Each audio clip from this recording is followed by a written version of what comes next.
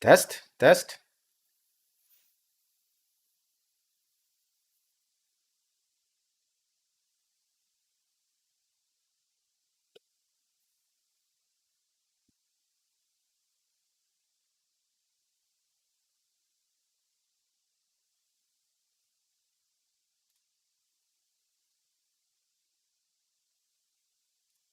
Okay, looks like we're live.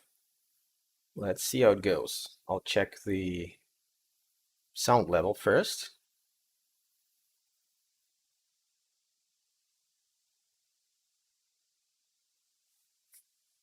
Good. Okay. Hey everyone, welcome to another monthly live stream for Acura Addicted. I got hooked up on this live stream thing, so planning to make it a monthly event. So I'll get a live stream for English speaking subscribers, which is this one, and every other 2 weeks there'll be a Russian speaking subscriber live stream. So we're gonna alternate every 2 weeks. Welcome everyone again.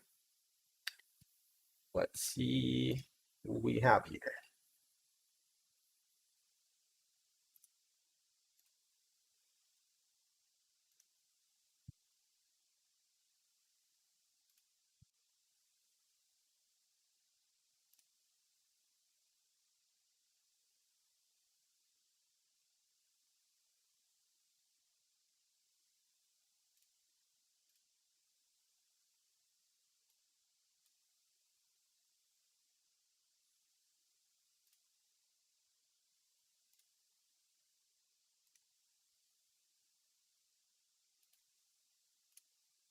There we go.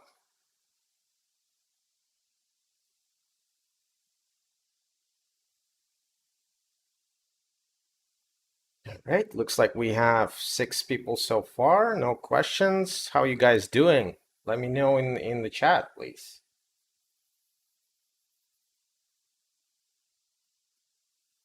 Might be a quick one, not the 3 hours we had in the first one then.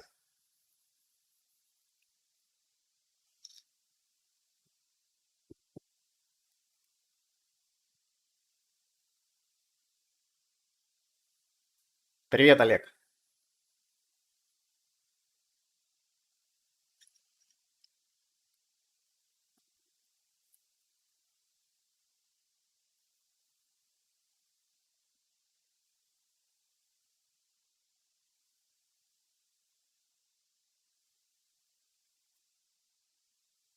Олег, а который у тебя сейчас час?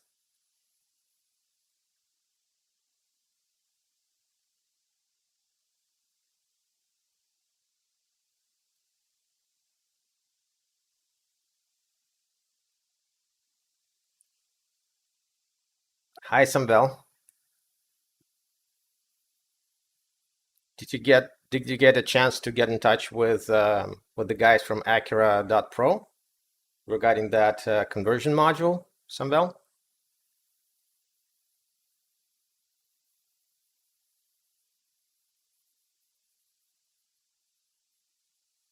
Thanks for the comment, Ascetic 2. Let me know if you have any other questions.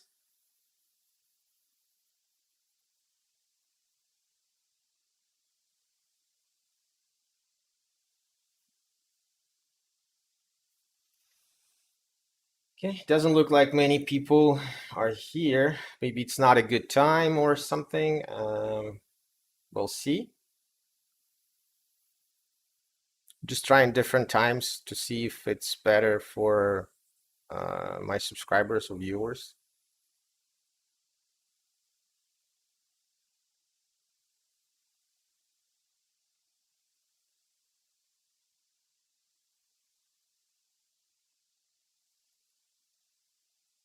No problem.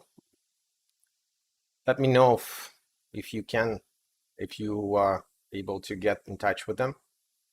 The guy doesn't speak English too well, but I think should be well enough to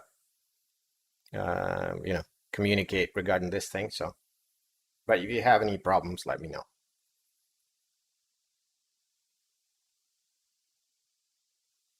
Валентин, на русском через 2 недели. Каждый месяц я буду делать на английском, через 2 недели на русском. Потом через 2 недели на английском, через 2 недели на русском. В прошлый раз было не слишком удобное время, как я понял, поэтому будем корректировать. Для северных зрителей. Samvel is asking, what about app for diagnostic? So usually with the tool that you buy, with that scanner that you buy, that I posted the link to on Amazon, or any similar thing, you don't have to buy that one specifically, but you can buy any similar thing. They're about the same. But usually with that one, there is a link in the instruction that comes with it to the app that you can use it with either Android or iOS. So they usually have their own apps, but sometimes they're just using some third-party app that works with all of these scanners. Basically, you connect to it via Wi-Fi if you're on Apple device, or Bluetooth if you're connecting through Android. It's a handy tool. It's a very inexpensive thing that you can just put in your glove box, and if you have any issues, you can always hook it up and see what the error is, read the codes, at least start with that. Again, it's a basic scanner that gives you just a basic idea of what's going on with the car. At least it will be able to tell you what the error is if it comes up, like a check engine light or whatever.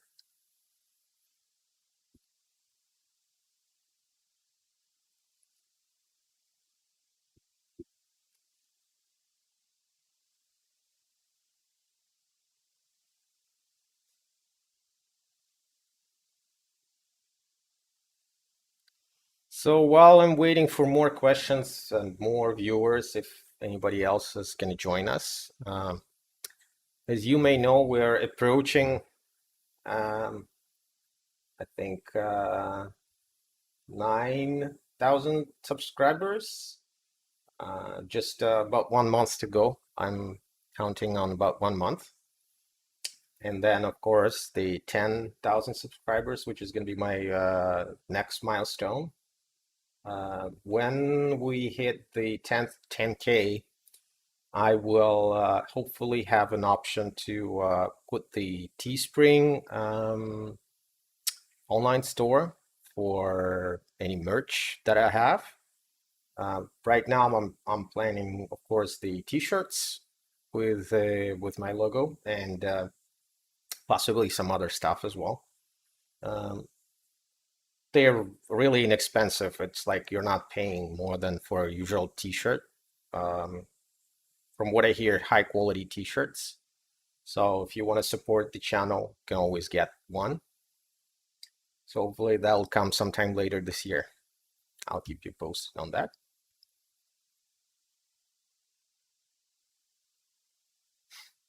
Jeff is asking, what's your recommendation for transmission fluid change? Some are recommending changing it 3 times. What are your thoughts? Hi, Jeff. Thank you for the question. Yes, I know the 3 flushes, 3 fillings is the thing that's a lot of people are doing. What Acura recommends is just whatever you drain, you fill back in, and you're done.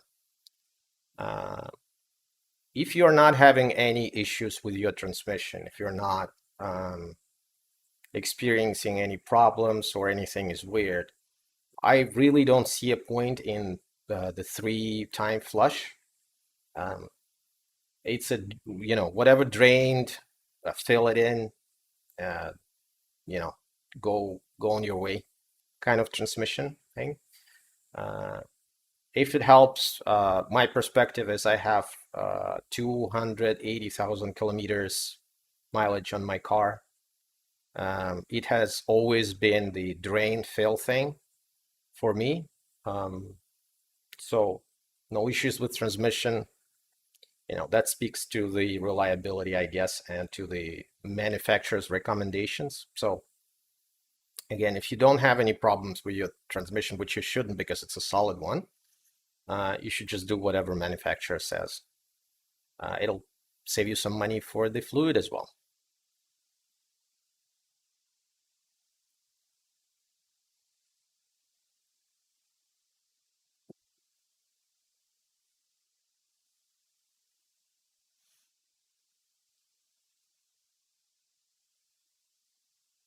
How you guys doing? Let me know from where you are and how's it going on your end. It's pretty cold in Toronto. It's like -9 Celsius, feels like -19 Celsius. So I was out today. It was pretty cold.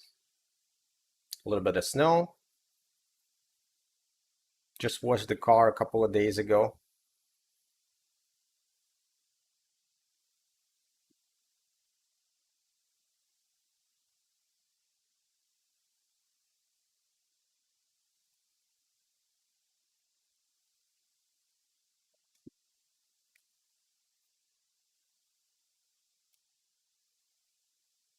Hey, not too many questions.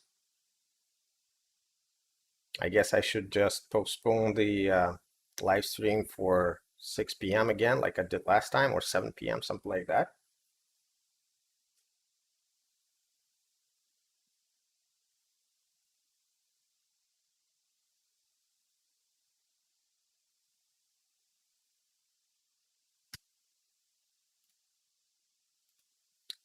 Yeah, so coming back to the 10K subscribers milestone, of course, I'll be planning some sort of an event. There's going to be a separate live stream for sure. I'm thinking about some sort of a giveaway or prizes or that sort of stuff for the 10K live stream. So I'll keep you posted. Nice. -29 in Saskatchewan. Feels like -38. Oh, goodness.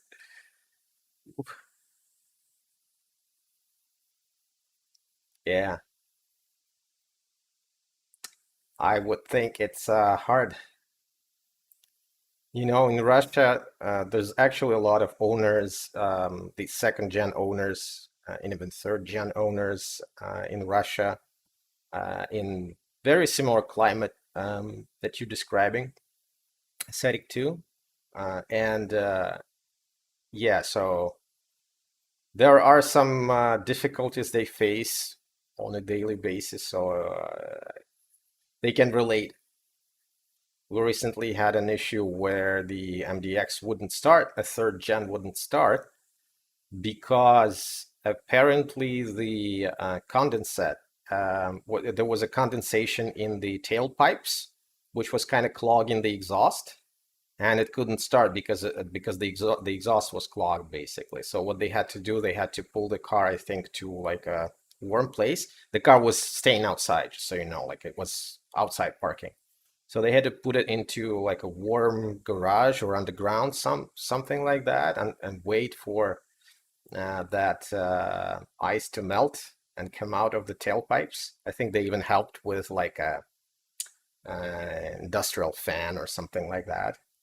And yeah, the problem was solved, but the guy couldn't move because the car wouldn't run properly.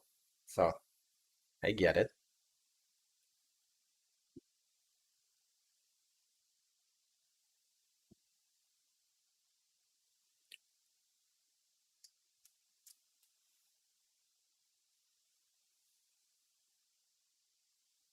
Okay, not a very lively live stream this time. I guess we'll finish up early. I didn't plan anything specific, any stories, any events for the live stream. It was just a hangouts with viewers. Always happy to answer any of your questions as usual.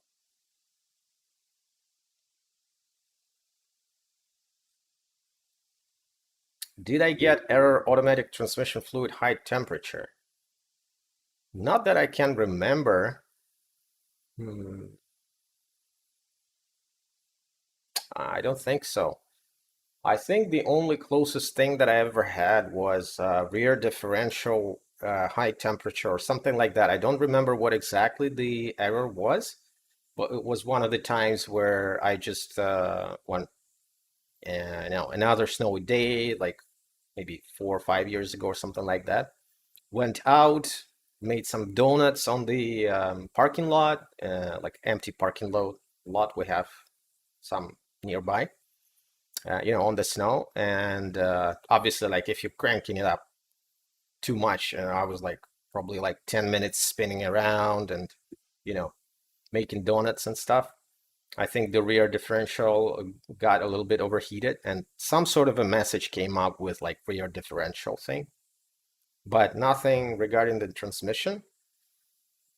So if you're getting that, are you getting it just like regular driving or like hard driving, or are you actually towing anything when you do that? Because well, of course, if you tow, it's a bigger stress to transmission. So I would think if you're towing a lot or something heavy, that would come up.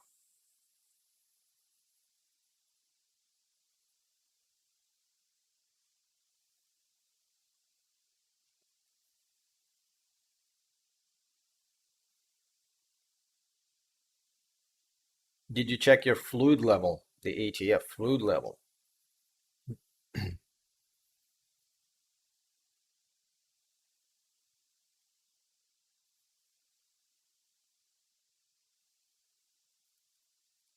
Let's see.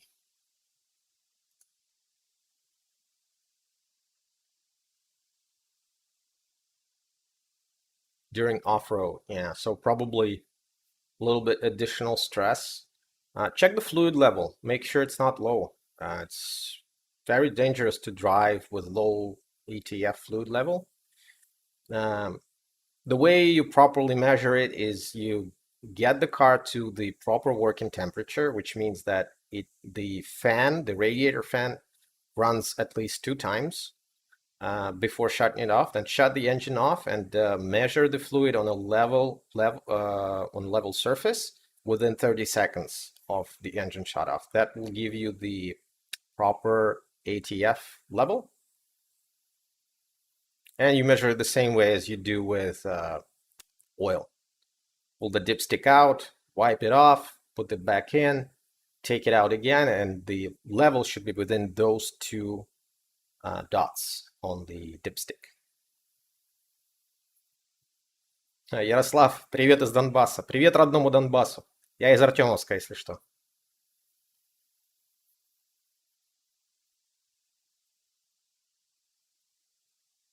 Okay, so the level seems normal, yeah.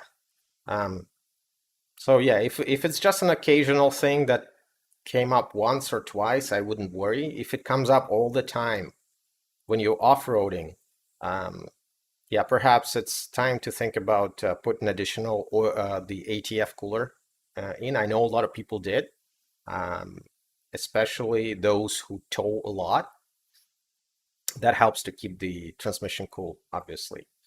We have a separate transmission cooler for towing packages for the second gen. I don't know if you have one or not. It's an optional thing that they put on all the cars that put the original towing package in.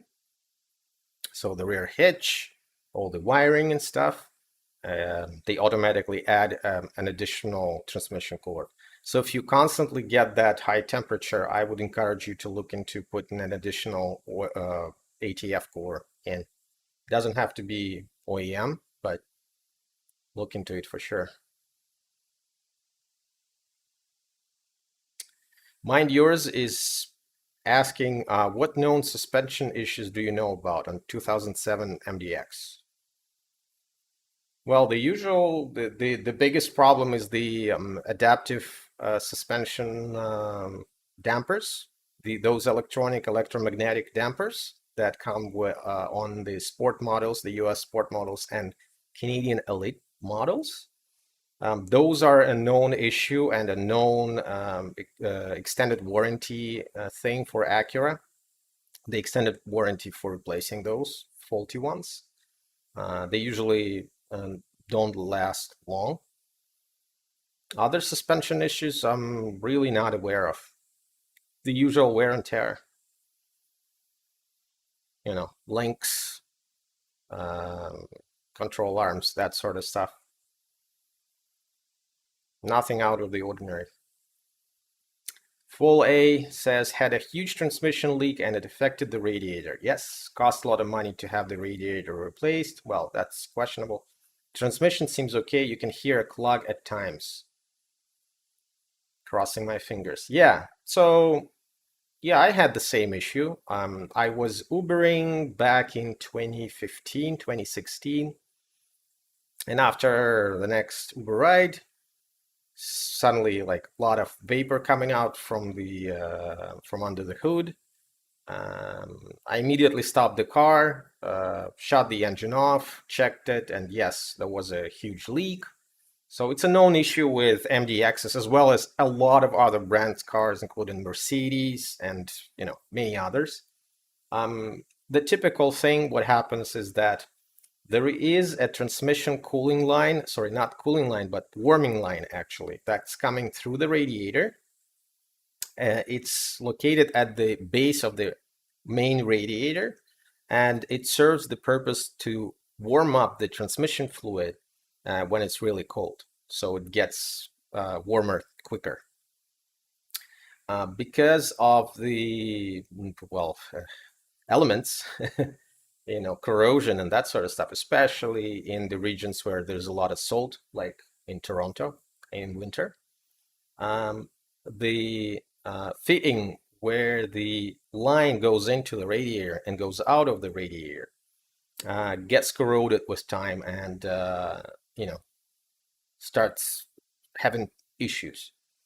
So the problem is that when the transmission fluid leaks from there, there's a big chance that it will mix with the coolant and get you so-called strawberry milkshake, as they call it.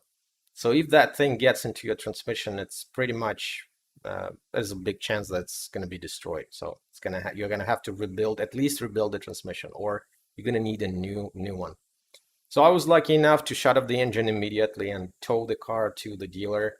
They replaced all the radiator and all the hoses and stuff, clamps.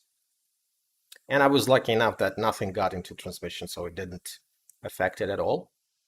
I would encourage to do that as a preventative measure if your car is at least 7 to 10 years old. If you haven't replaced the radiator, do that. The new radiators account for this flaw, and I was told that the new Denso radiators do not have this issue.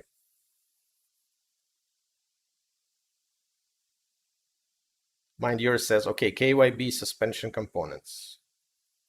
Yes, KYB is the OEM manufacturer for the dampers, for the shocks, for the shock absorbers, the front and rear.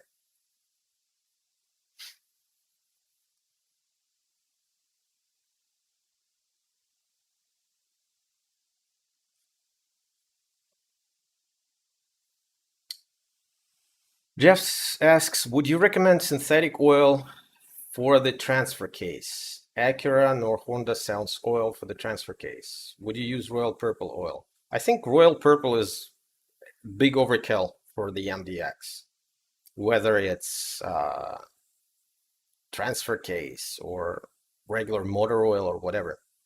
I know people use AMSOIL even. Like that's a huge overkill. Unless you raise this car on a regular basis or really, really crank it up at all times, like start from the street lights, racing, that sort of stuff, which the vast majority of people don't do. That's a huge overkill. You're just wasting money, in my opinion. For the motor oil, I've already expressed my personal opinion. I've been using Pennzoil Platinum Ultra since 2014. Really inexpensive oil, cost about $25 on sale. You can't go wrong with it. It's a fully synthetic oil made from gas, natural gas, so high quality oil. I really don't think you need anything better. In terms of the transfer case, again, I don't see an issue with just using Honda Acura regular oil, which is the what's it called? I keep forgetting what the oil called is, but you don't have to use the OEM. I use OEM because it's really inexpensive and I don't see a case of going and getting it somewhere else. Just buy it from Honda and replace it.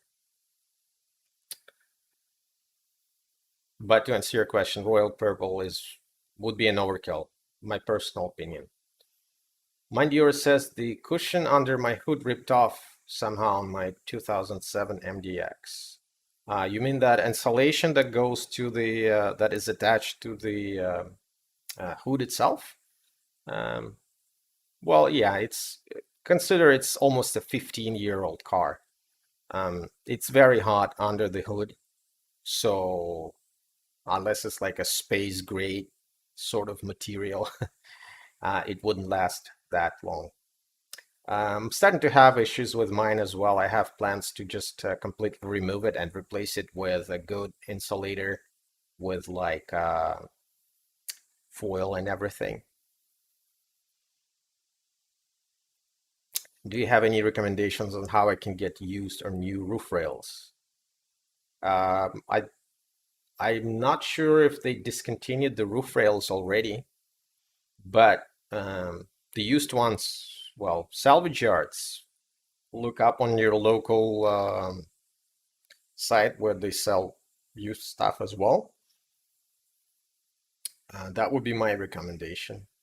Try eBay as well. eBay has a lot of those parts, different kinds of parts. So hopefully you can get your hands on one. Personally, never used roof rails once, except for just hold for them when I come up and wash the roof.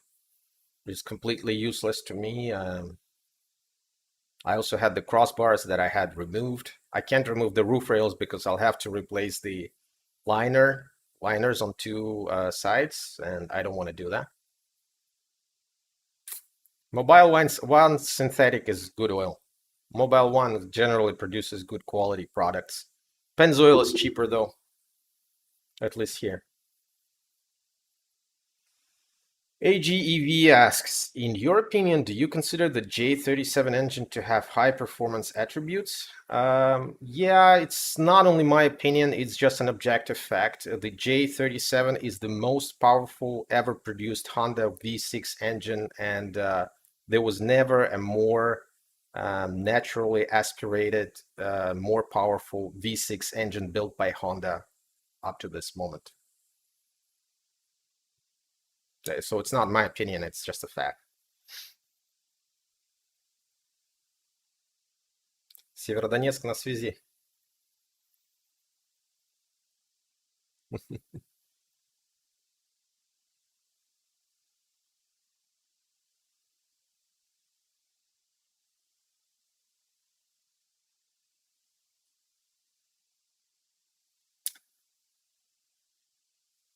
Yeah, I would love to sell my roof rails, and even my crossbars are still sitting in my locker.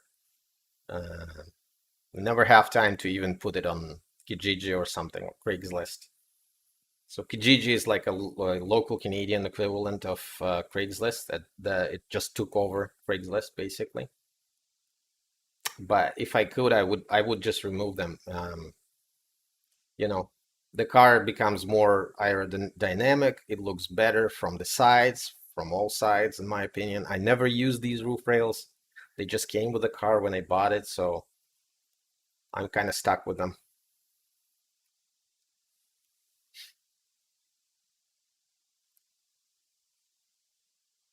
What's up?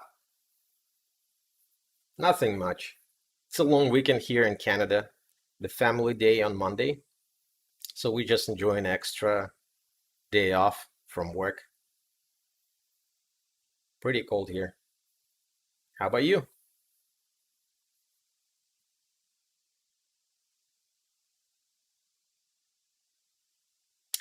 AJEV says, I heard the J37 motors are hard to find. That's true. I have Honda Acura products myself, recommend everyone to take care of them. Yes, if you take care of them, if you service them properly and timely, they last a long time. The J37 motor is very expensive, even if you can uh, come by it. Um, which kind of speaks to its reliability, right? So unless it's like a salvaged motor or something, can't get many. Recovery says, hi, my 2011 MDX power windows and sunroof work using FOB, but don't work using any Windows switches. Fuses and relays are okay. Do you have any idea what might be the issue? Yes, I would start with, the first thing I would start is always start with driver's wire harness. The driver's door wire harness. I have a video on the tailgate issues and how I fix that. Just replace the wire harness.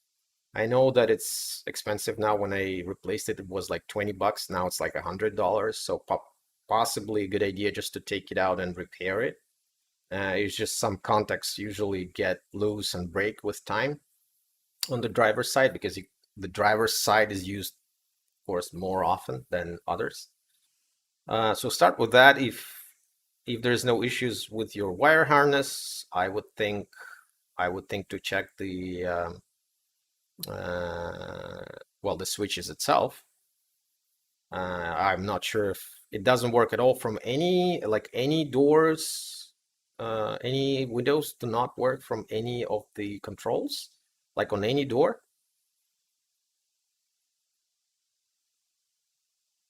Oh, it's cold in New York as well. But yeah, I would think so. We've visited New York in 2013 in November when it was my birthday. It was pretty cold back then. Pretty cold. I have a very vivid memory how we drove into Manhattan. That was something interesting, especially when just a city bus came to my lane and was just like heading head to head with my car. He was just passing some other car and we almost collided. That was a good memory. I'm like, okay, well, this is how it ends, possibly. We'll be destroyed by a city bus.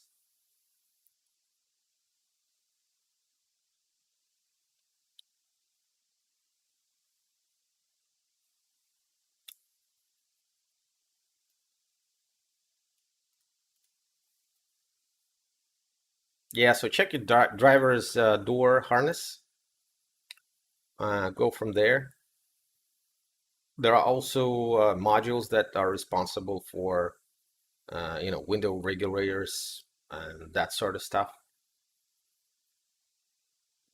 If you're not sure yourself, just get a comprehensive mm, diagnostics done. Even Acura just charges regular 1 hour for diagnostics. So if you can't find any other credible mechanic, just go to Acura, get them diagnosed. Привет из Казани. Привет, Казани.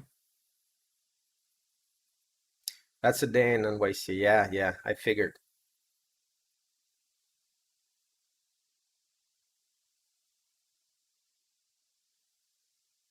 Want to sell me your roof rails and crossbars with the hardware?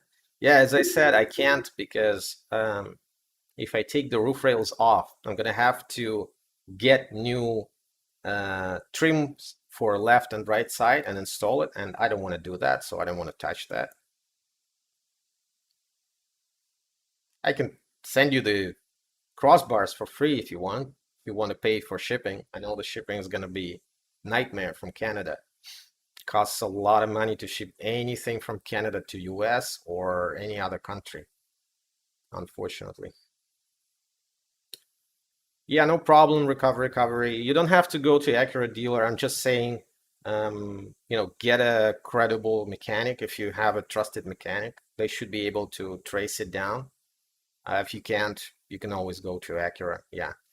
Before getting it diagnosed, just make sure you know what you're paying for, right? So you always ask you uh, to confirm before they start diagnosing how much it's going to cost, right? Here I always ask and they just always confirm we charge standard 1 hour time.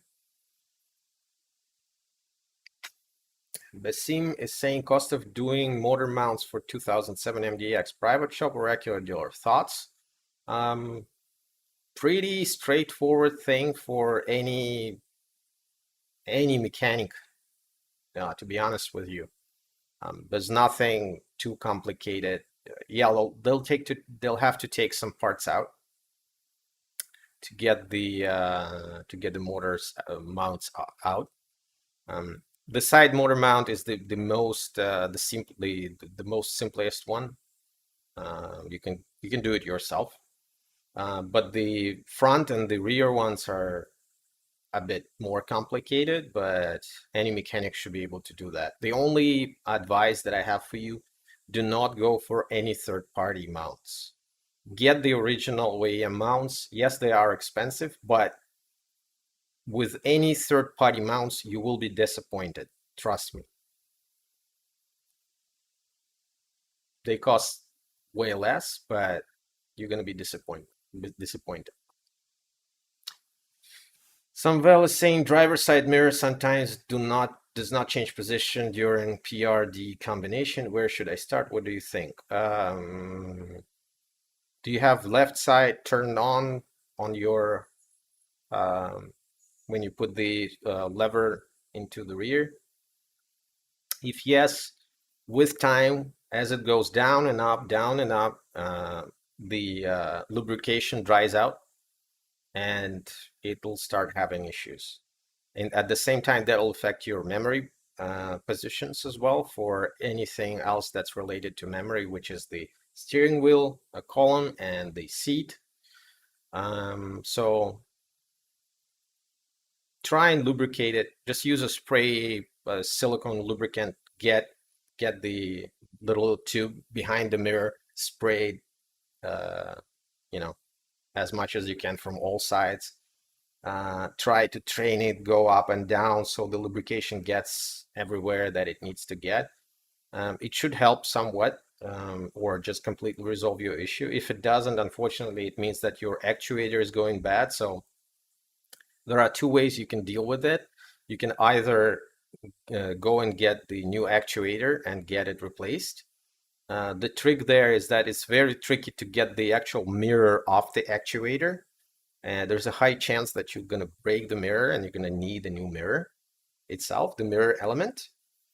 Even in Acura, if you go to Acura and you tell them that you need the actuator replaced, they'll tell you right away there's a big chance that we're going to break the mirror when we remove it because it might be stuck there good and it's very fragile. So just be prepared to deal with that and get the new element if you break it by any chance. But once you remove the mirror, getting out actuator is just a matter of removing some screws and removing it, disconnecting the connector, putting the new back in, and that's it. You don't have to replace the whole mirror assembly for that.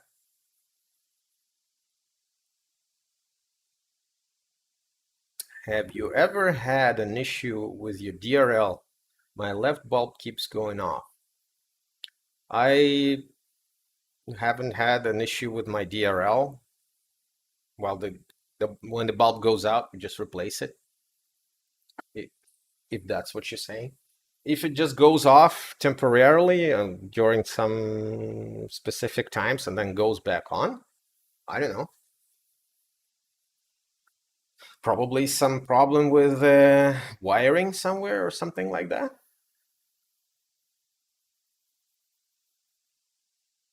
Check the wires. Maybe they're going bad.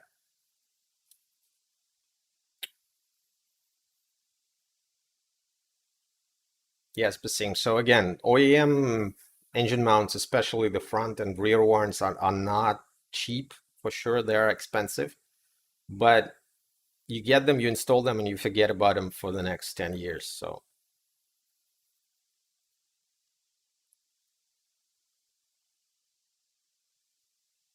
oh, if you tap it, yeah, well, it's just likely uh, the contact is bad somewhere, right? So you can't check it properly unless you actually remove the bumper and be able to access all the wires or all the contacts there.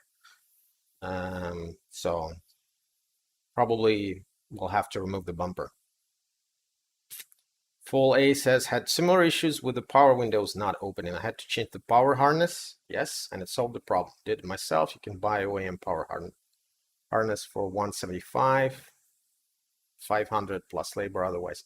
Are you talking about the driver door harness? If that's, I don't think it's 175. Should be much less than that. Let's check it out.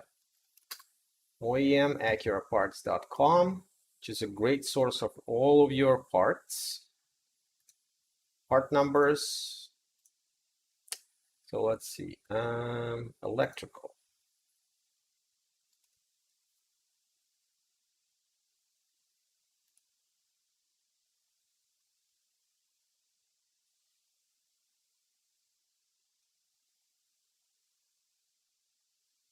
No, it's not that.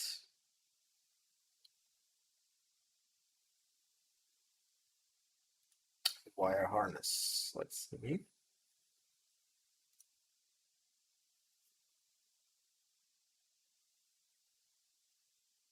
Now that's the console one. Let's check the third one. Okay, so here it is, subwire. Oh, it actually is cheaper now. It used to be $100, now it's 57. Here, I'll post the part number here.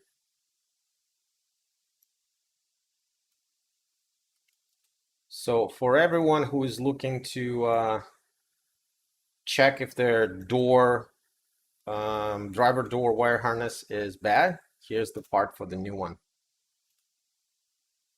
And this is for 207, 209. I'm not sure if it also applies to the rest of the second gen. Doesn't seem so. So it looks like this is for 2007 to 2009 only. Now, if you have 2010, let's say. Yeah, let me just clarify that.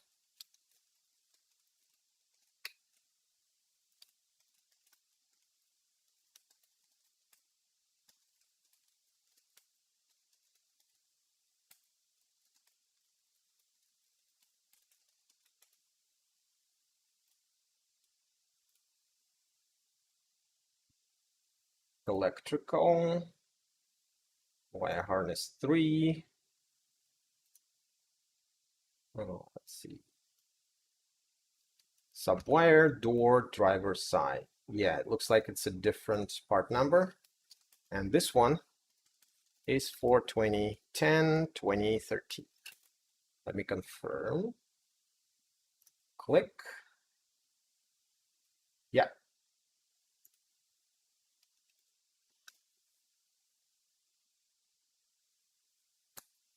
Yeah, so that harness is responsible for a lot of things. Window issues, power tailgate issues, door switches, window regulators, that sort of stuff. So anything that goes into the door and controlled in the door.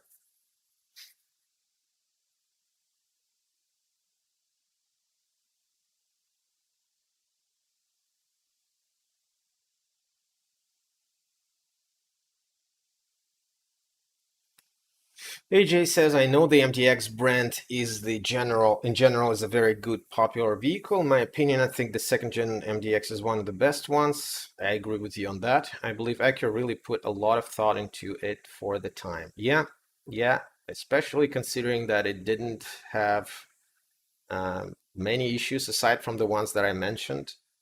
Like generally very reliable, enjoyable vehicle that looks great even in 2021. In my opinion. Derek says, I had a 2009 that I totaled. Now I have a 2019. 2009, much more fun to drive. Good to hear. I wonder how it compares to the 2022 ones, which is a big advantage, I think, a big advance for Acura. Looking forward for that Type S in spring.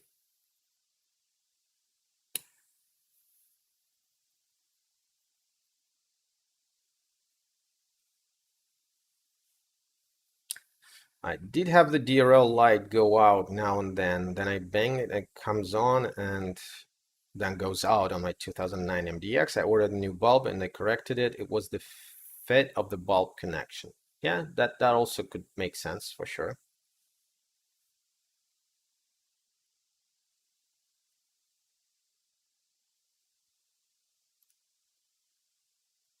Yes, 2020, not 2021, 2022. They skipped the 2021 miraculously. Yeah, double wishbone in the front for even the base model, which should just significantly improve the comfort and handling in general. And yeah, I've seen now most of the reviews from the reviewers that I care about. Mm, the best is of course the Savage Keys. It's like the closest to my opinion that I have on cars in general. They are more of an enthusiast brand, of course, but I like that they don't hold back when it comes to stuff they don't like, and they really, really like the 2022 MDX. Very well balanced vehicle, as per their opinion. And I also like that they discuss stuff, especially about the suspension. They just put the vehicle on the lift, which I don't know if anybody else from the reviewers actually does. And they show the suspension components, what's going on behind the wheel, all the stuff that's going on, all the changes, put a lot of engineering information and mechanical and technical information behind it. So it's really great to watch those reviews. Yeah. And generally, from all the reviewers that I watched, it's just a generally very well balanced vehicle, the 2022 MDX, from what I hear.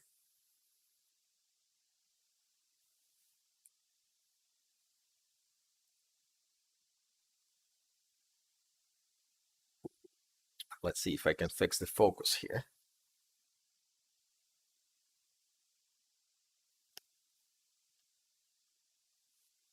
Maybe that's better. Yeah, the Type S, looking forward to it. I still think it's not powerful enough. It should be at least 400 horsepower to be competing with like German rivals. But I think what they're doing is still going to be, well, it's still for sure is going to be better than the base engine. Um, so I hear it's going to be around like 350, 360 horsepower. Obviously with turbos really good on low end as well.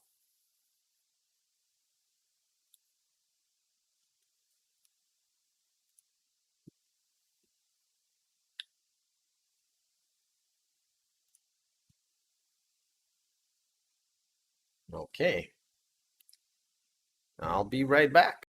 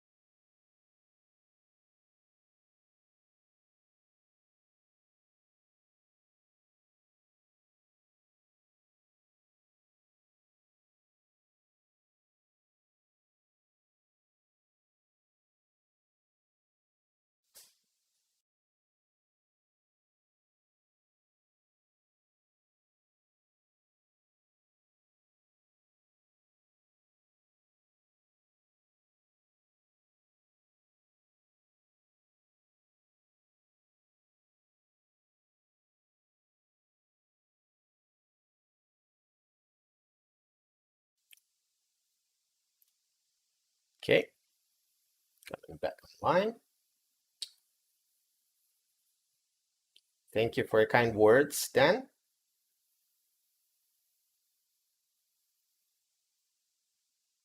Good to hear.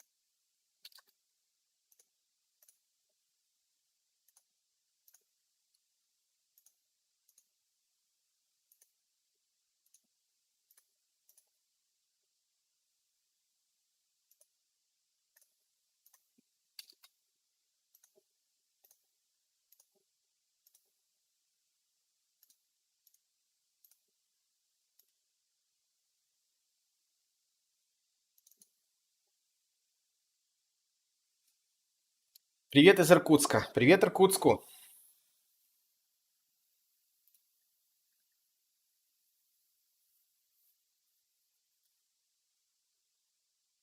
Okay, duly noted. Next time we'll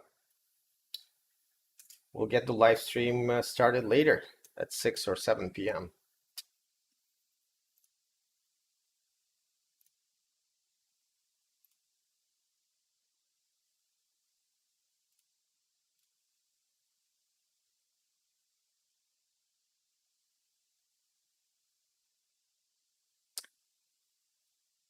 Dan is asking, have you covered front axle shaft repairs? Mine making noises when I drive and turn the wheel.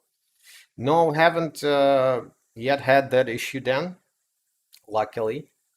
Um, from what I hear from different sources, basically your best bet there is just get the OEM new drive shaft and just replace it as an assembly.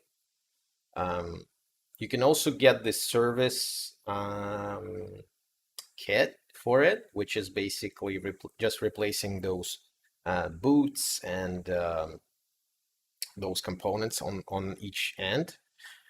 But even the remanufactured ones, I don't think they're good. I think it's a gamble. From what I hear, people had to send some back, get the new ones and stuff. So you can try and rebuild it, or if you're not sure, just get a new one. Not a cheap thing to do, but luckily I haven't had that issue yet. The only problem with the axle I had is that when I was removing the driver's side front control arm, lower control arm, uh, unfortunately, because when you remove the arm, there is no support, there's nothing tying the lower end of the knuckle to the vehicle's frame. Um, I pushed the wheel too far out, and kind of the inner part of that drive shaft kind of popped out of the boot, and some lubrication. It's kind of liquid. It's liquid fluid stuff just spilled out. So I was able to salvage whatever was left and put it back in. It's been almost 2 years now. Haven't had that any issues so far. Oscar is asking, planning on buying a 2007 and 2008 MDX for the family. Been watching all your videos for repairs. That's a very good idea, Oscar. Look at any of the 2007 to 2009 cars. Those are the ones that do not have an issue with the oil burning or the potential dreadful 2010 to 2013 issue. So just a general recommendation, as usual, get the lowest mileage you can, especially if you're able to verify that that low mileage is actually the true mileage for the car. And just look at the condition generally. I live in Mexico and kind of scared for the parts. Yeah, I get that. I get that.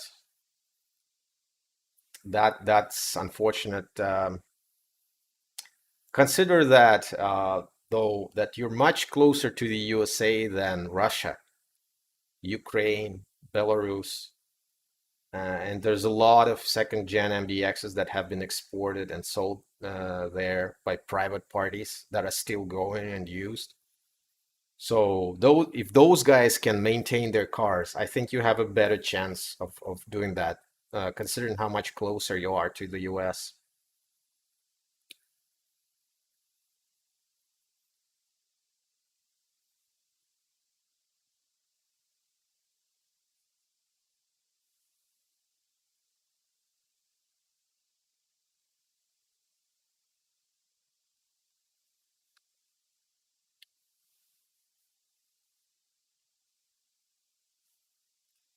Okay,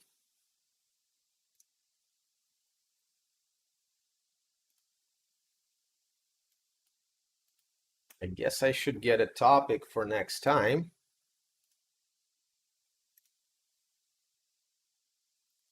I'll think of something.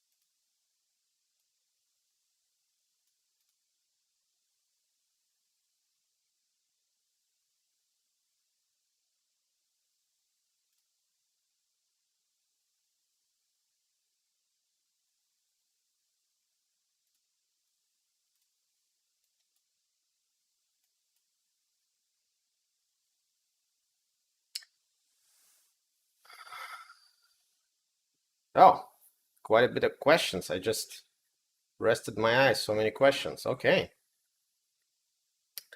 Ruben is asking, when is a good time for a valve adjustment? According to Acura, you only have to adjust valves when they're noisy, but it's a general consensus that when they're noisy, it's already too late. So the valve adjustment, in my opinion and my experience, I've done it twice. Well, actually, I've done it once, but I checked it twice. The first check that I've done was back in 2014 when the car was 100,000, 105,000 miles, uh, along with the timing belt and the well, timing belt, timing components, and the spark plugs. And, that's when I checked the valve clearances first, and they were all right, so I didn't touch them at all. And the second adjustment, which is I verified that the clearances were well needed adjustment, was back in 2020, in summer 2020, at about let's say 170,000 miles. Um, was along with the second timing belt that I've done. So something along those lines. Let me put it simply. If your car is over 100,000 miles, it's a good idea to check the clearances. At least check them and do it properly. I have a video on that explaining step by step on what needs to be done, including the clearances, including the tolerances and stuff like that. So you should be able to do it yourself. If you're not sure, um, get a mechanic to do that.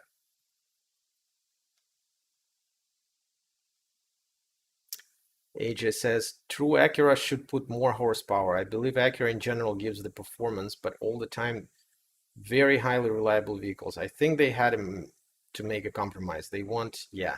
So obviously, the more stress you put on your components, the less reliable they are, especially when it comes to engine and all those higher PM moving parts. So, you know, that's why they don't put maximum stress on it. They just want to make it more reliable for sure.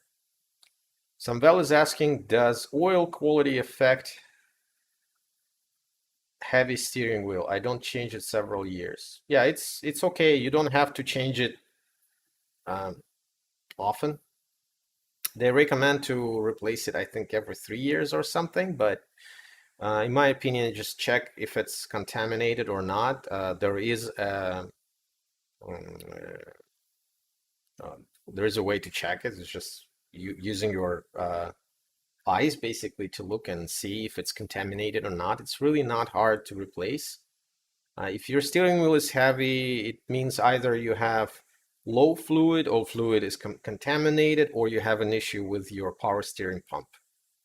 I have a video that specifically is covering the question, is the steering too heavy on the MDX? In this video, I can clearly steer the vehicle with one finger on a parking lot on below 5 miles per hour speeds with no big issues. So in my opinion, it's quite okay. Some people say it's on the heavy side, but if it's too heavy, it means you have some kind of an issue with your steering system. Could be pump, could be contaminated fluid, low level fluid, air in the system, or power steering rack issues. Could be anything. Ruben says, I'm hearing different things about it. Some say get it done. Others are saying when you feel the engine being sluggish. I would say that if you feel that your engine is being sluggish and the cause of it is, valve adjustment, it means that it would be really, really bad already by that time. The valve adjustment would not significantly change your engine performance unless those clearances are really, really completely out of the line. The closest that you can hope for when you adjust valves, well, other than of course that you have to do it because there's no self-adjustment in this engine, and you have to do it if you don't want to destroy your valve seats, because if tolerances become too tight, they start digging into the valve seats, and that's basically a point of no return for that engine. But other than that, the most you can hope for with the valve adjustment is for the engine to become smoother, less noisy, that sort of stuff. In very severe cases, I hear it might cause the misfires even, but that would be like way, way worse than just regular wear. Again, as I said, if your vehicle is over 100,000 miles, get the clearances at least checked, and of course adjusted if they are out of the tolerances. I have a video on that. Eddie V209 says, I have a 2015 MDX. My wife wants a newer one. Aren't we all? Don't we all? I don't like the push button shifter. What do you think? I don't like the push button shifter either.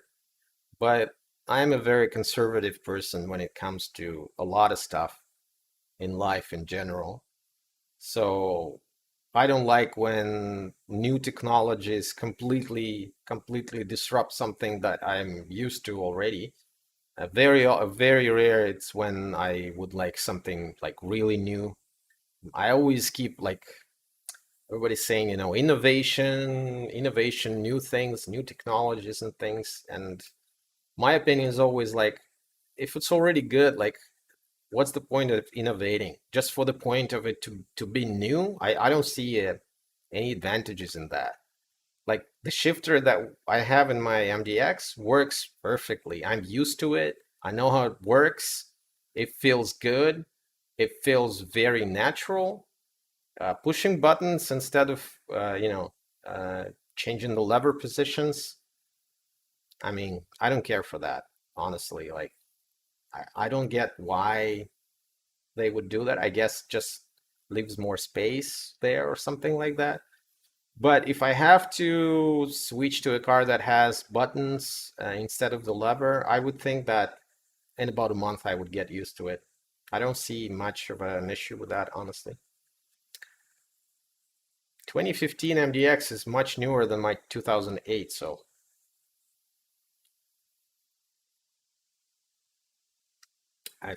Oscar says I've seen the MDX around 8,000 USD here, and there have been 110K kilometers and 150K kilometers. Do you think it's good mileage? Yeah, it's very good mileage. For a 2007 to 2009 car, even 150,000 kilometers is a very, very good result. To be honest with you, it's kind of on a point where that's very suspicious to me. Think about it. I got my 2008 MDX back in 2011 when it was 3 years old. It already had 1,200 kilometers on it back then. I now have 280,000 kilometers mileage, and the car is 2008. So for the car to have almost like twice less that mileage, it's kind of suspicious. Just make sure that's the real mileage. It's really not that complicated um, to change the mileage in the dashboard. I mean, I couldn't do it. I don't have the means for it, even if I wanted to. Like I don't see any reason for that, but um, it's not a big issue to do that. They just flash whatever mileage they want, and that's it. There is a way. Oh, that's a good point. There's a way to kind of align the mileage with the engine working hours, motor hours.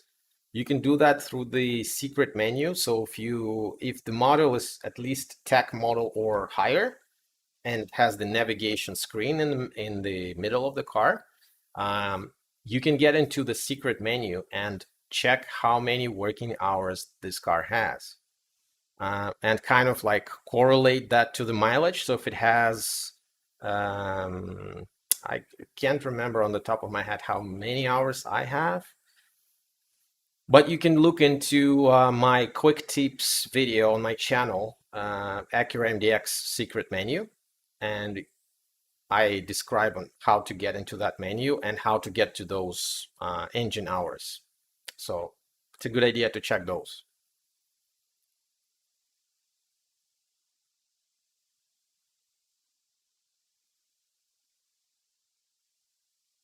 Driving distances are very close here, even in the city. For example, I have a 2003 sedan and it has only 152K. Yeah. If the driving distances are very close, you might be disappointed with the gas mileage, Oscar, because MDX is not a low gas mileage, sorry, high gas mileage car. So it's going to be quite expensive for you to fill in if there are short distances. It's more of a highway cruiser, in my opinion. In the city, you would not get good gas mileage. Let me add some light here. It's getting darker.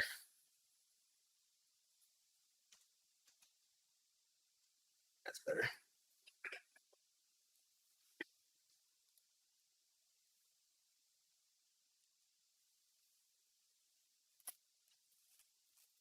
Let's see.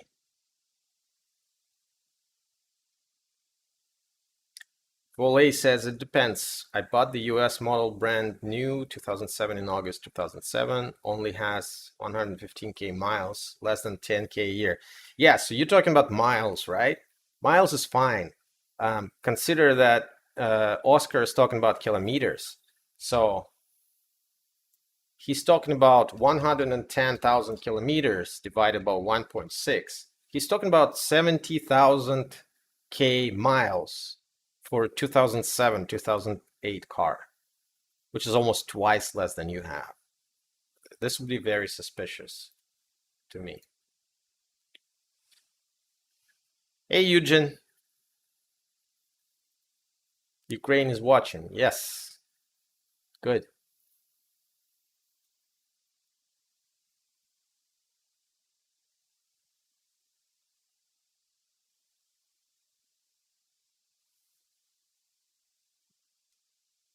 All right.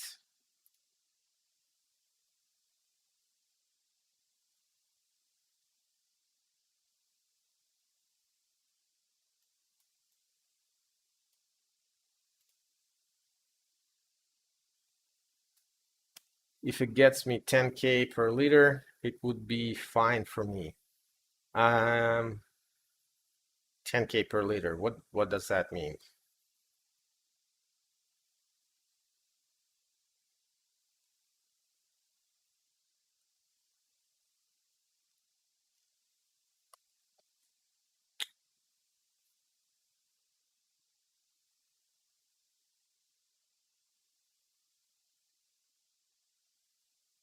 What does 10K per liter mean?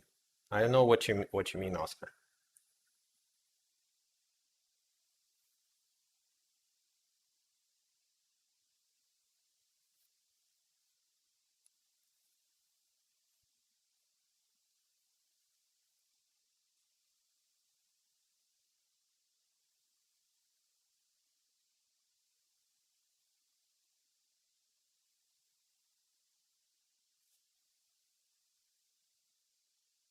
Passes everything but the gas station. Yes. It's a very good observation, mind yours.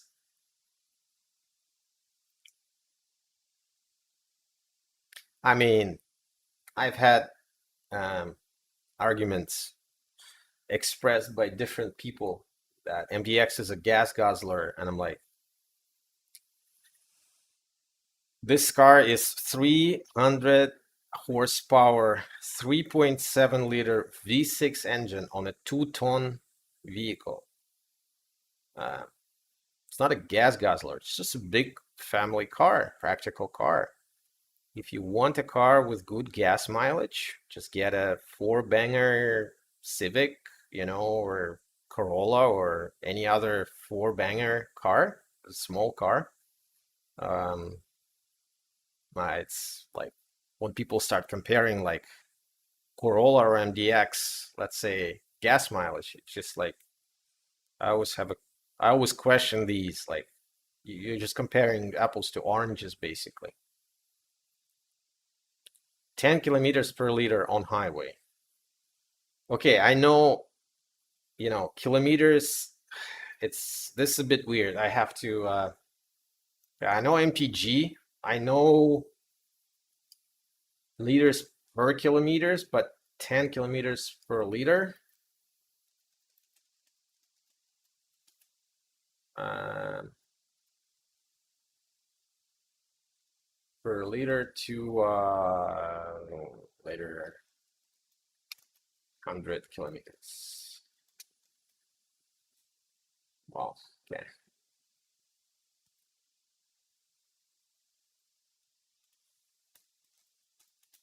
Let's say mpg.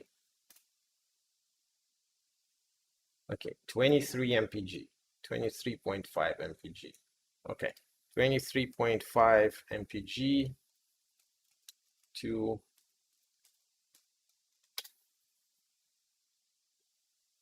yeah. So you're talking about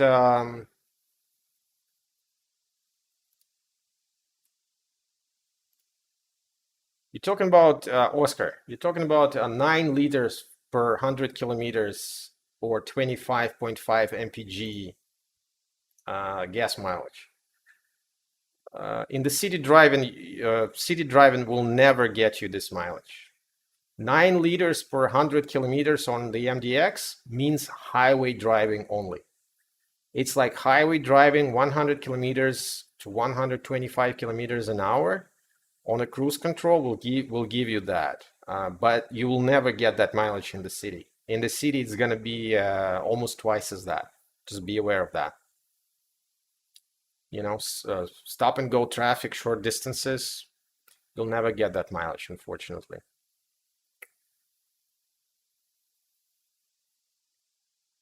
If you're saying on highway, yeah, on highway, that's good. That's fine. Cam RT, hi everyone. Okay. Sorry, I don't speak Spanish. I have no idea what that means. Let me see if Google Translate can translate that.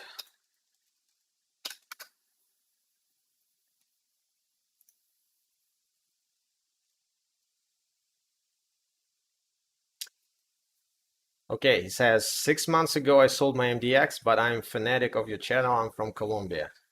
Thank you.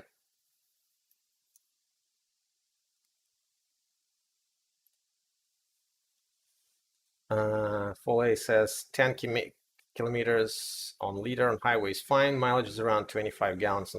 Yeah. And it takes premium only. Yes. Unless you're in Russia, where the regular gas is very often is a better quality gas than the premium gas. So sometimes it makes sense for them to use the regular gas because it's more higher quality than the premium one. I'm lost in the conversion of kilometers to miles. Yeah, it's very weird. In MPG, they say how many miles you can get, how many miles your vehicle will go per gallon of gas. In European system, it says it's switched. It says how many liters of gas you spent for every 100 kilometers. So it's kind of like a very, very relatable thing because everybody knows their gas mileage for their car, and it's really easy to compare if you have that mindset. But what Oscar says here, 10 kilometers per liter, I've never heard of that measurement. That's not a system that I knew before. It kind of takes the miles per gallon and converts that to kilometers per liter. So it's closer to MPG, but it's a bit confusing to me again. So I had to look it up. Oscar says, in my small town, I drive like 50 kilometers per week. If I get those 10 kilometers per liter on highway, it will be great. Regular gas and premium gas is less than. Yeah, it's less than. It's no, not a difference, not a real difference. I agree. Yeah, so if you drive like, let's say 50 a week, that's very low. That's like 30 miles a week. So with that mileage, you can drive like, let's say, you can drive like 2.5 months on a full tank of gas then, Oscar. If you have that mileage, of course.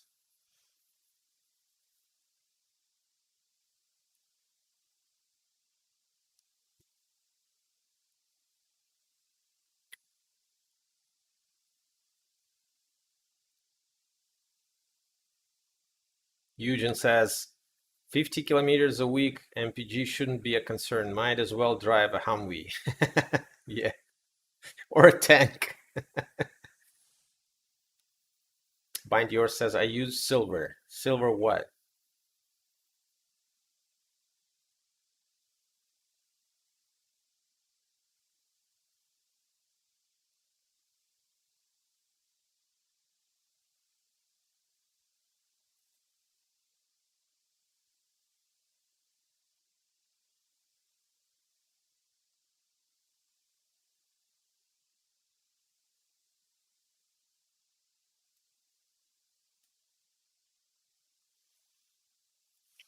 All right.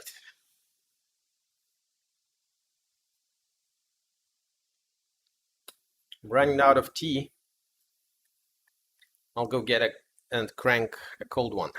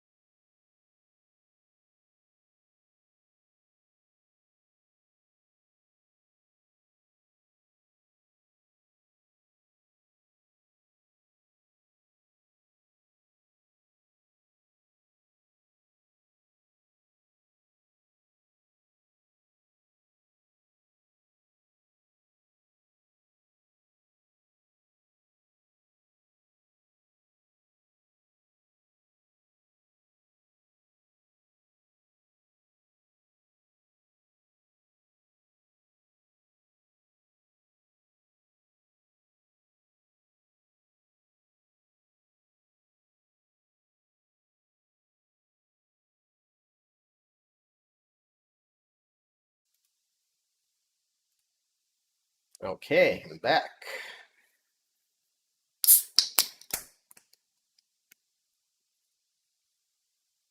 Here's to Eugene, who introduced me to this beer. De-alcoholized blonde lager.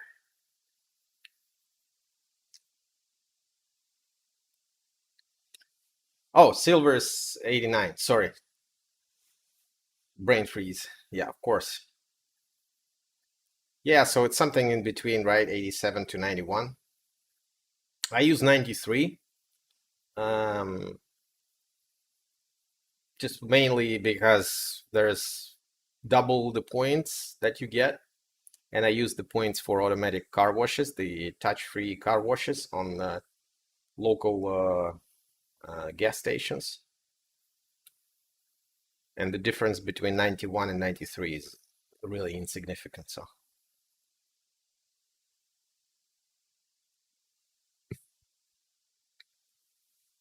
yeah, it's been tuned for 91. That's true. Oh, Baltica Zero. Nice.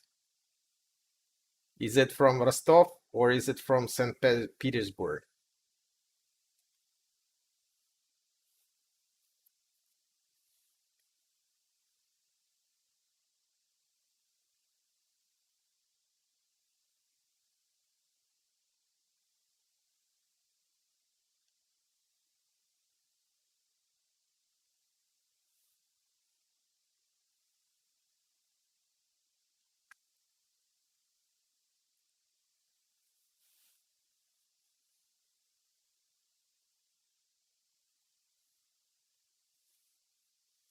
All right, let's see.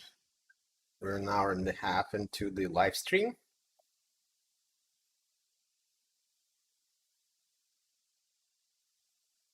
Yeah, check the bottle or can. It should be right there.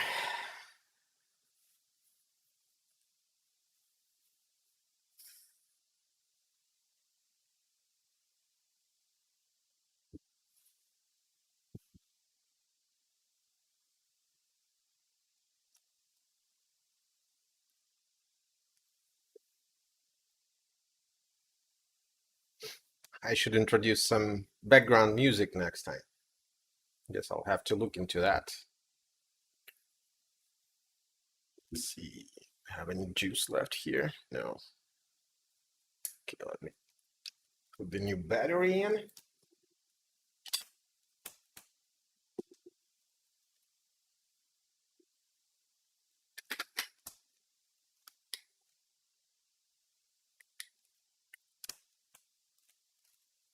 Great.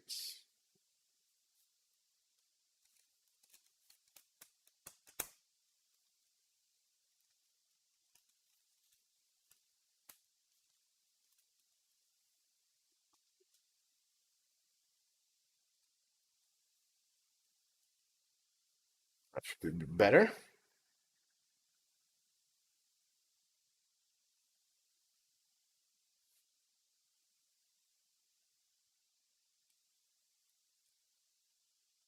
Oh, nice.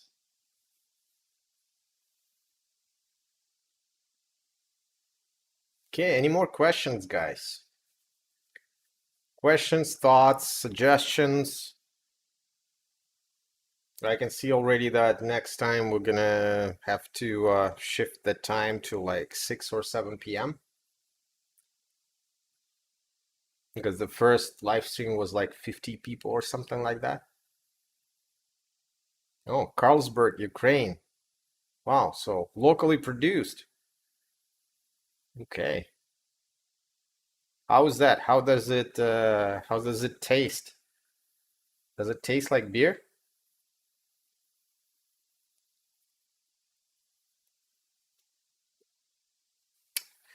Time for me to stop going to the dealer. Any recommendation for good, affordable Acura mechanic in the West Toronto area? My dealer is downtown Acura. I've been with them since 2011 when I got the car. Never had any issues with them. Really, really good dealership. Will not sell you any bullshit, that sort of stuff. Um, Always had success with all the service people that I worked there, tech guys, service advisors. Never had any issues with any of them. Um, I continue going there for some of the stuff that I can't do in my garage. So, um, you know, if you don't find anything, I suggest just going there.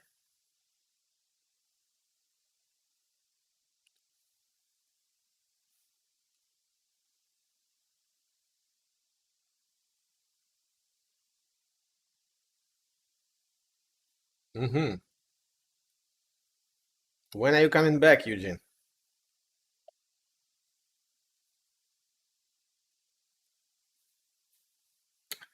Yeah, in terms of mechanic, honestly, haven't worked with any mechanics here,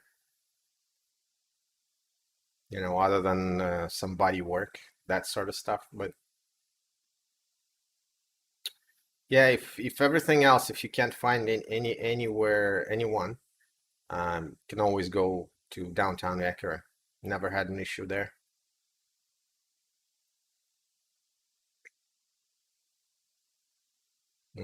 Raspberry beer. Not a fan of like different flavor, like fruity flavor beers, but it's more of a like straight lager, blonde guy. Well, at least I used to be when I was drinking, but for now I'm stuck with this or same brand red one. Almost tastes very, very similar. Keep up the great work. Yep, doing my best. Haven't released anything Acura related for a while. This has been a really well. It hasn't been a bad year for sure. It's just been I've been busy. Otherwise, I've been very busy in 2020 and especially 2021. It's a huge, huge opportunity year for me, which I'm just seizing the opportunity at this moment, basically. Yeah, probably not soon. Yeah, that's what I figured.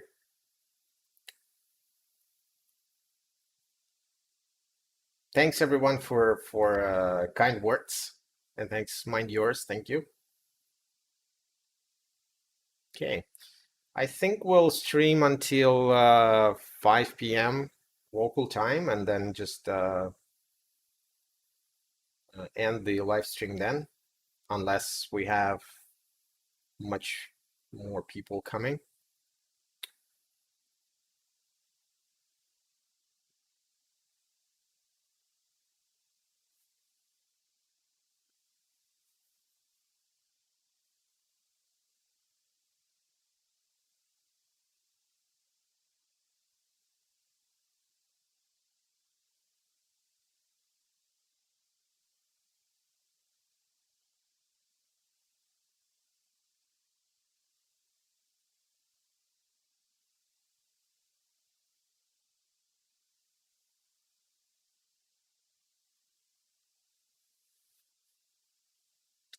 All right.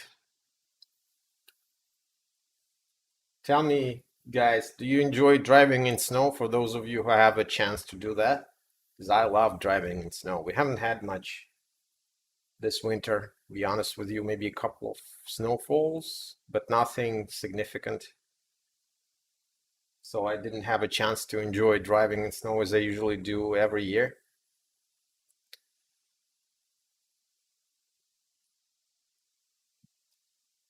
Eugene is asking, you've mentioned a few times that you dislike the next generation MDX.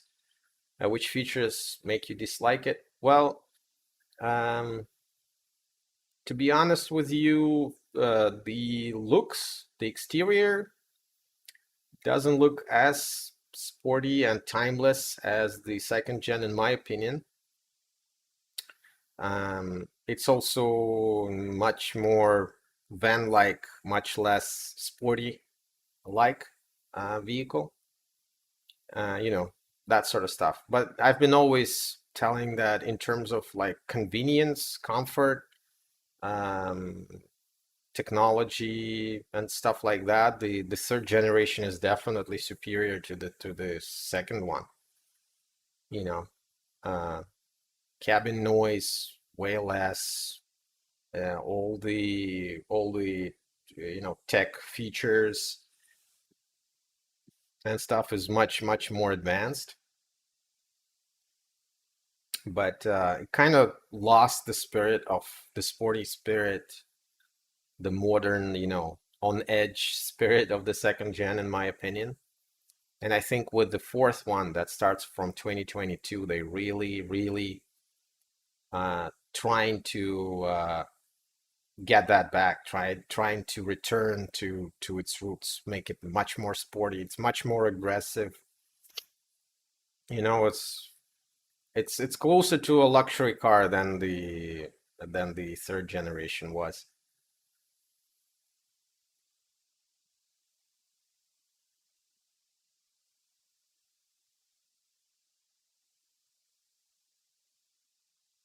Thanks, mind yours.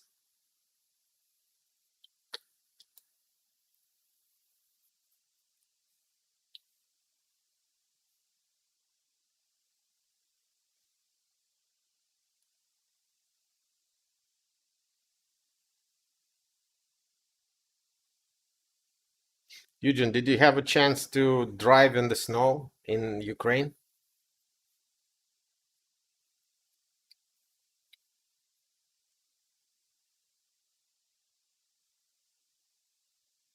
Yeah, what I love about the second gen in snow, it just goes. Like no matter what the snow is, it's you know, it's just going through. It's seamless. It's you know, effortless. It feels really like you feel very confident in the car.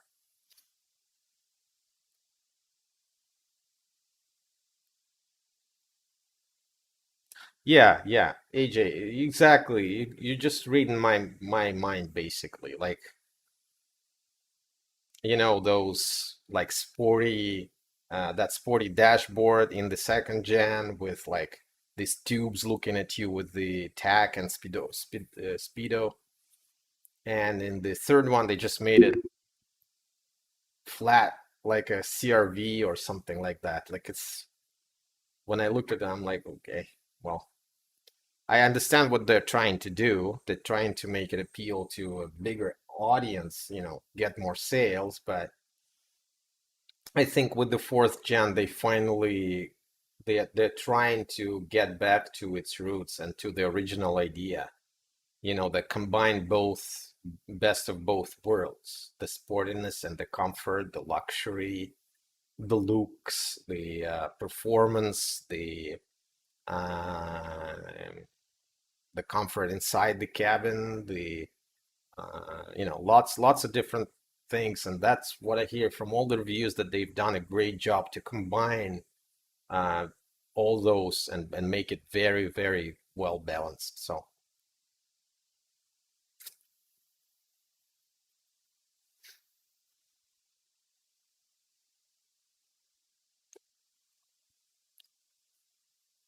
yeah, exactly. Looks tough. Like, don't get me wrong, the second generation does not look great from all angles to me. Like it's not um, from anywhere you look, it's great. No, it's not like that. But most of the angles, most of the sides, you look at it and it's timeless. And consider that car was first released in 2006. It's like 15 years past and it still looks timeless. It looks like a modern vehicle, you know, especially when it's clean, when it's properly maintained, there's no chips or anything. Like it's it's a good modern looking car 15 years later.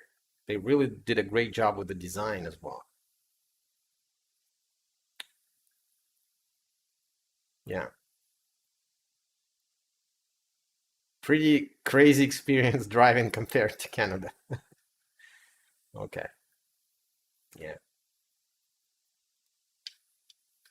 It's like it's more of a direction than the lanes, right, Eugene? Like you go that way, right?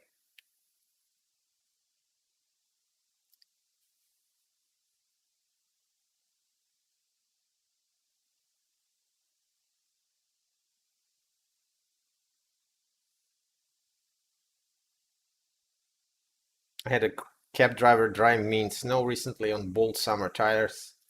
Always great. It's been a while since I was that scared in a car. Was he mad at you because you buckled yourself in the back seat as well, as usual? I still remember like every time you buckle up in the back seat in Ukraine, the driver looks at you like with disgust. Like, what are you doing? You don't trust me as a driver? Trust me, I'm a good driver.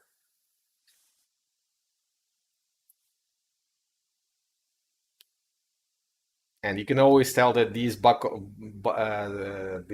seat belts have not been used maybe ever because they're so dusty and there's like it feels like they've been just not used forever.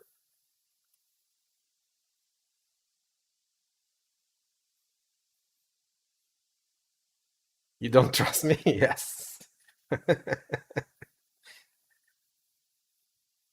Yeah.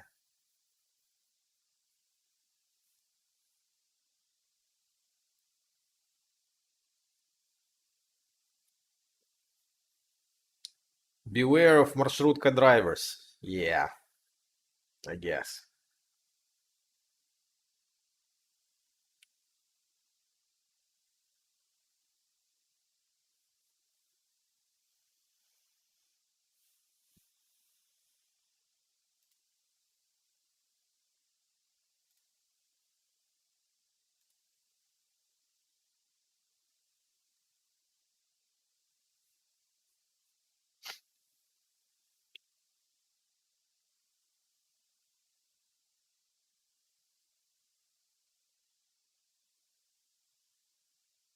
Let's see.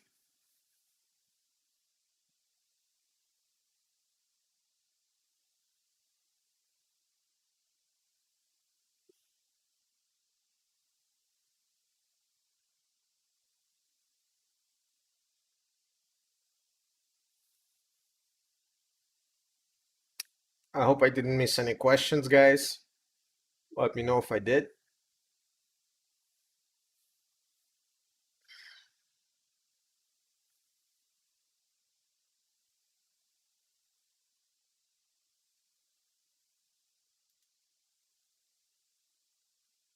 I feel like a lot of people got their answers last time when there were much more audience.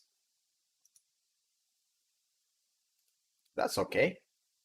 I don't always have to have questions. I'm just happy to have to answer them if I can.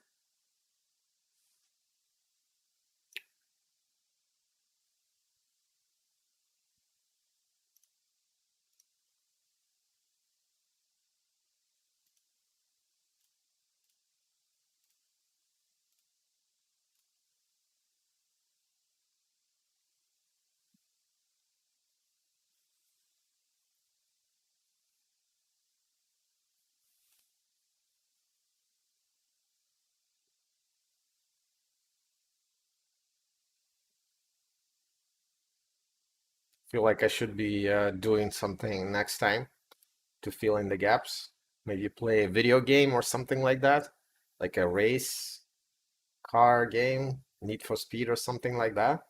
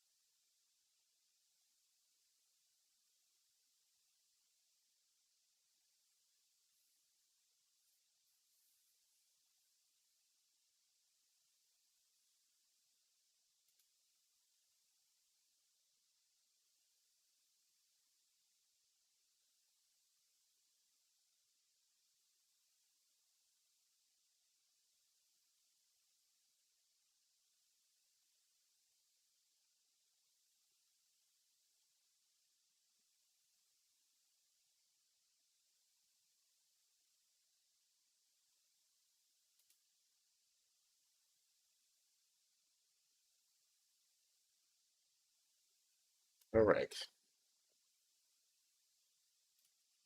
Well, I guess we don't have many other questions or any other questions for that matter. So I guess we can just end the stream early. Let's give it another couple of minutes and yeah, maybe just close it at 5.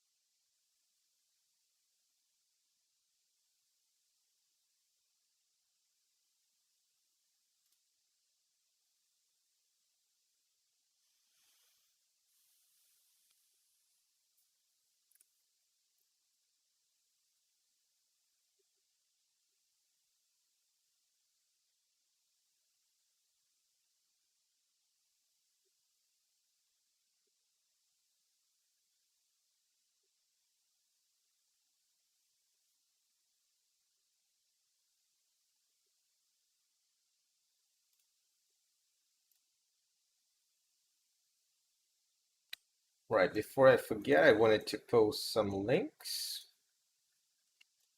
So for those of you who want to find out a part number that you need or looking for, or just to confirm the price in US, I always recommend this website. So you can get part numbers for any of your Acura vehicles or even Honda vehicles.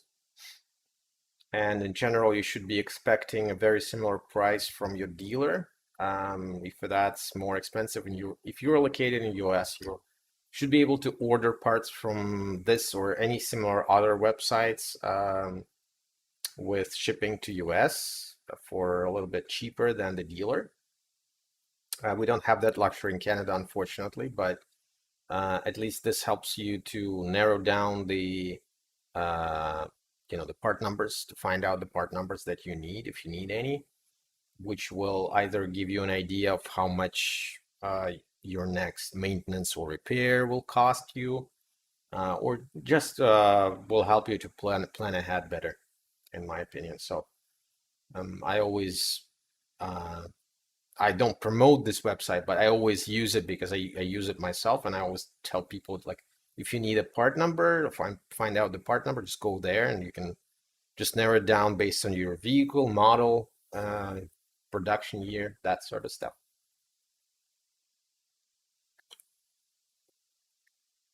Of course, if you have any questions outside of the of this live stream, feel free to reach out on Facebook. Um, I have my email also published on my page. I'll be happy to answer your questions if I know the answer, or at least let you know that I don't know what it is. And we've been pretty, I've been pretty active at our Acura MDX Facebook group that Marty um, invited me to. Always enjoy answering questions and helping people out if I can. So also, if you want to become a part of that group and you aren't yet part of that group, Facebook group, just let me know. I'll send you an invite link and you can become the part of that group if you want to. There's always some sort of discussion that's going on. You might find answers to your questions if you have any other questions there as well. mdxers.org is another good source of information.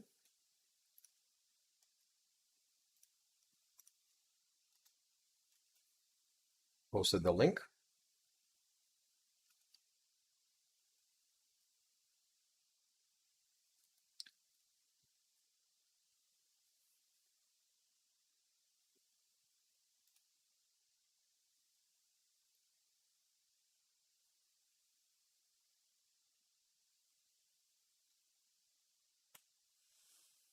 What do you think about the VTEC crossover? I think it sounds pretty prominent in this vehicle. Absolutely. I love when it revs up. You can definitely hear it and you can feel it when it picks up. Um, Very often use it when merging on highways, especially those parts where the merging lane is very short and you have to pick up your speed very quickly to get into the highway. And unfortunately, not all people know the traffic laws that you are obligated to change your lane to the next lane from the right one to let the people merge into the lane. I still feel like a lot of people don't even have an idea that they are obligated to do that. So it's the law. It's not just a good practice to do. It's a law. But especially in those cases, just press the yes and it goes. And I love how it sounds. Honestly, it sounds awesome.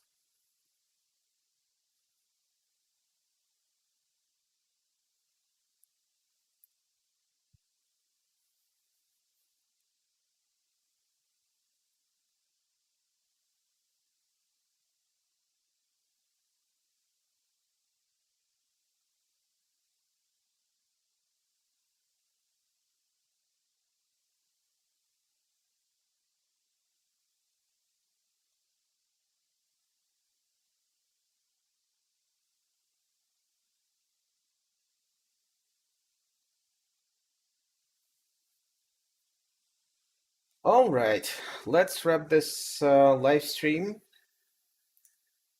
Again, was happy to answer questions that you had, guys, and reach out to me if you have any others. Be happy to do that. And I guess I'll see you in a month in March. I'll try and start the stream later because it looks like it's not a good time for a lot of people, not a lot of viewers, but we'll see next time. Thanks everybody for attending and asking your questions. I really appreciate your support this way or another. Watching my videos, subscribing if you're subscribed. Of course, consider subscribing if you haven't already. Yeah, and looking forward to my long family weekend this time around, and we'll see you in the next live stream. Thanks, everybody.